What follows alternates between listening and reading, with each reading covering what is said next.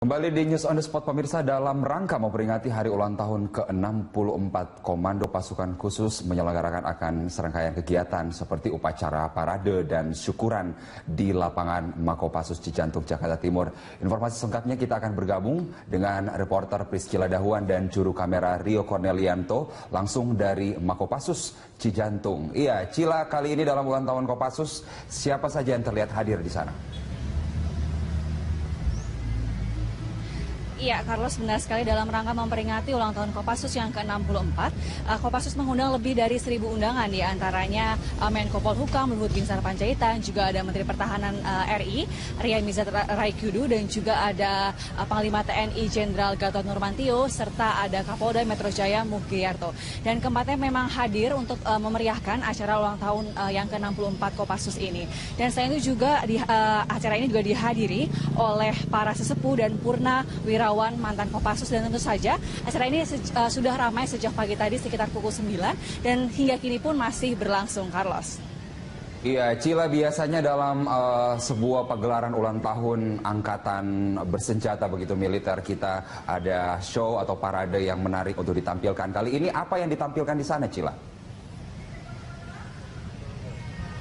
Ya, Carlos, dengan mengusung tema melalui hari ulang tahun ke-64 Kopassus, kita tingkatkan loyalitas, moralitas, dan integritas guna mewujudkan prajurit Kopassus yang hebat, profesional, dan dicintai rakyat. Tentu saja melalui tema itu, para prajurit ini ingin menampilkan berbagai atraksi yang tentu saja menghibur rakyat yang juga turut hadir untuk menonton serangkaian acara kegiatan ini.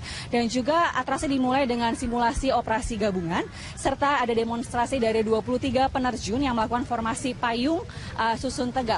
Serta juga ada demonstrasi bela diri dan juga taekwondo yang ditampilkan oleh pasukan Merpati Putih. Serta juga ada unjuk ketangkasan yang tentu saja ini semua dilakukan untuk menunjukkan kepada rakyat betapa memang prajurit Kopassus ini memiliki ketahanan yang luar biasa tentunya untuk menghadapi perang-perang ke depannya. Serta memang setelah demonstrasi juga acara ini juga dilanjutkan dengan acara syukuran yang juga diawali dengan peresmian wind tunnel. Serta memang setelah acara syukuran ini juga diikuti dengan pemotongan tumpeng yang dipimpin langsung oleh Panglima TNI dan diberikan kepada para prajurit yang memiliki prestasi terbaik, diantaranya Serka Zulkarnain yang berhasil merangkul tokoh separatis gerakan bersenjata Papua untuk kembali ke pangkuan tanah air. Dan juga ada Sertu Desi yang juga turut mendapatkan penghargaan dengan menjuarai kejuaraan terjun payung hingga tingkat dunia. Dan memang kalau sebelum puncak acara ulang tahun ini memang diadakan serangkaian kegiatan lain sejak minggu lalu, diantaranya ada silaturahmi ke berbagai sesepuh mantan Danjen Kopassus, ada lomba memancing, ada bakti sosial, serta ada gerak jalan santai dan juga servis motor gratis yang juga diperuntukkan untuk rakyat. Serta ada juga lomba lari maraton 64 km, serta ada pemecahan rekor muri yang tentu saja serangkaian acara ini diperuntukkan untuk rakyat Indonesia. Dan memang hingga kini pun acara masih berlangsung dengan serangkaian acara hiburan dan juga para artis ibu kota yang juga turut menghibur dan menampilkan berbagai juga nyanyian dan tarian-tarian bersama dengan ribuan prajurit Kopassus yang ada di sini. Demikian, Carlos. Baik, terima kasih Priscila Dahuan atas informasi dari Anda langsung dari HUT Kopassus pada hari ini. Ya, selamat siang pemirsa dimanapun Anda berada. Senang sekali kami berdua, ada saya Arfi Kinos dan rekan saya Grace Blessing bisa kembali menjumpai Anda dan tentunya menemani Anda selama 60 menit ke depan. Dan kami akan memberikan tayangan yang menarik, menambah wawasan Anda dan pastinya inspiratif. Inilah Metro Plus yang selengkapnya. Baiklah pemirsa, sudah hampir 3 minggu 10 warga negara Indonesia masih disandra oleh kelompok Abu Sayyaf di Filipina. Berbagai upaya terus dilakukan, salah satunya adalah mempersiapkan operasi militer jika memang diizinkan oleh pemerintah Filipina. Indonesia juga harus atau mungkin sudah siap untuk terjun langsung membebaskan para sandera, ya. Betul banget, Kira. Sebenarnya pemerintah Filipina sendiri sudah mengambil langkah tegas dengan mengirimkan pasukan elit mereka. Namun sayangnya 18 prajurit tewas di tangan pemberontak. Ya, pasukan militer Indonesia sendiri sudah siap jika memang diberi izin oleh pemerintah Filipina untuk melakukan pembebasan. Namun sampai sekarang sayang sekali belum diberikan izin tersebut. Dan harus diakui sebenarnya pasukan elit Indonesia yang dimiliki oleh TNI sudah diakui sebenarnya kehebatannya oleh negara luar, ya. Iya, saya setuju banget, Kira. Dan kita akan sama-sama menyaksikan seperti apa sih pasukan elit yang dimiliki oleh Tentara Nasional Indonesia. Tayangannya berikut ini.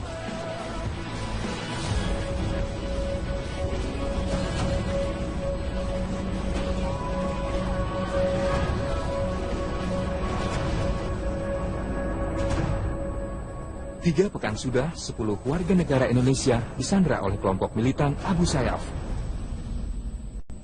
10 warga negara Indonesia ini adalah awak kapal Tongkang Anang 12 yang membawa 7.000 ton batu bara.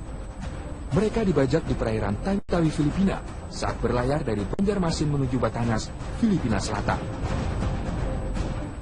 Pemerintah Indonesia sendiri menolak membayar uang tebusan kepada kelompok Abu Sayyaf sebesar 50 juta peso atau sekitar 15 miliar rupiah untuk membebaskan sandera.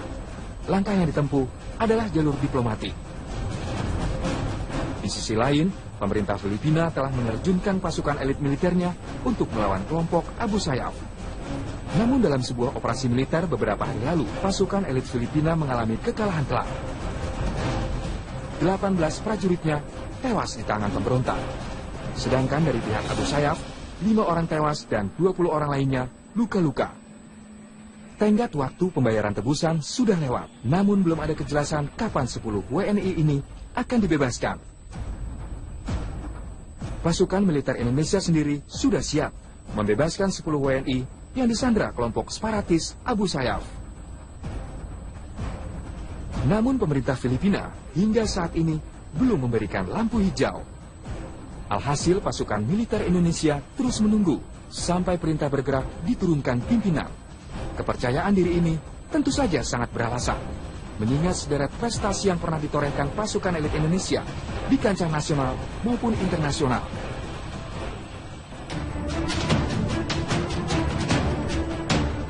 Nah, seperti apa kekuatan yang dimiliki pasukan elit Indonesia? Data Semen Bravo 90 atau Den Bravo 90. Pasukan elit ini dibentuk secara terbatas di lingkungan Korps Pasukan Khas TNI Angkatan Udara pada tahun 1990. Satuan khusus ini memiliki tugas untuk melawan kekuatan udara musuh.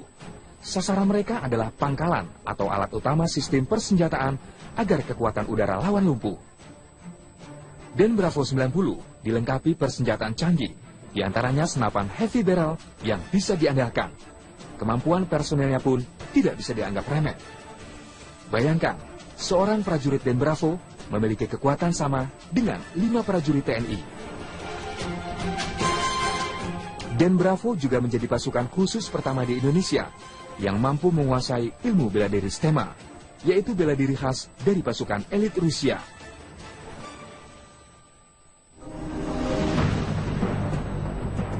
Komando Pasukan Khusus atau Kopassus.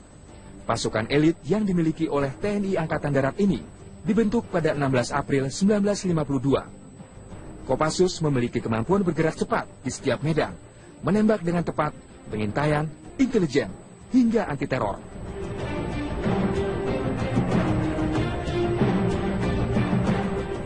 Prajurit Kopassus dapat mudah dikenali dengan baret merah yang disandangnya. Pasukan ini pun sering disebut sebagai pasukan baret merah. Kemampuannya pun luar biasa. Ibaratnya satu prajurit Kopassus bisa disamakan dengan 8 prajurit TNI biasa. Menurut Discovery Channel Military edisi 2008, Kopassus berada di posisi 3 pasukan elit dunia. Pada pertemuan Elite Force di Wiener, Austria, Kopassus meraih peringkat kedua dalam melakukan operasi militer strategis. Dan lebih dari 80% para perwira Kopassus berpartisipasi dalam acara pelatihan militer di Afrika.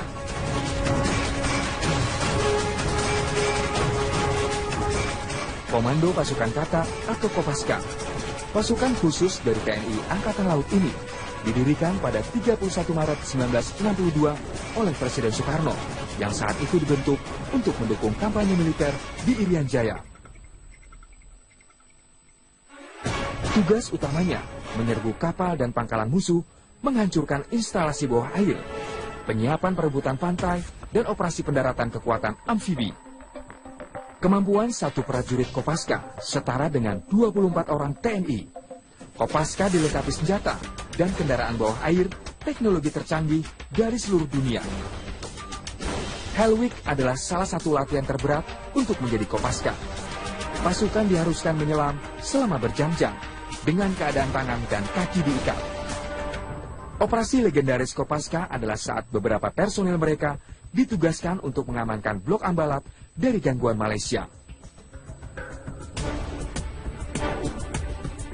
Terakhir, Indonesia punya pasukan TNI bernama Denjaka yang kerap membuat geger dunia. Denjaka kepanjangan dari Detasemen Jalamangkara yang merupakan detasemen pasukan khusus TNI Angkatan Laut. Dibentuk pada 13 November 1984. Denjaka terdiri dari satuan gabungan antara personel Kopaska dan Yonkaifib Korps Marinir TNI AL. Denjaka memiliki tugas sebagai satuan anti-teror, baik di darat atau di laut. Untuk segi tingkat kemampuan, satu orang Denjaka setara dengan 120 orang TNI. Menjadi anggota Denjaka tidak semudah yang dibayangkan. Latihannya sangatlah berat. Salah satunya berenang dengan tangan dan kaki terikat, melewati Selat Sunda sejauh 30 km. Selanjutnya seorang prajurit Denjaka harus bisa selamat. Ketika tangan dan kakinya diborgol, tubuh diikat dengan tali, dijatuhkan ke dalam perairan Selat Bali. Operasi Denjaka bersifat rahasia dan jarang dipublikasikan. Tapi satuan ini dikenal sangat tangguh di medan operasi. Percayalah, kekuatan militer Indonesia tidak kalah jauh dengan negara lain. Mereka siap bertempur demi menjaga keutuhan NKRI.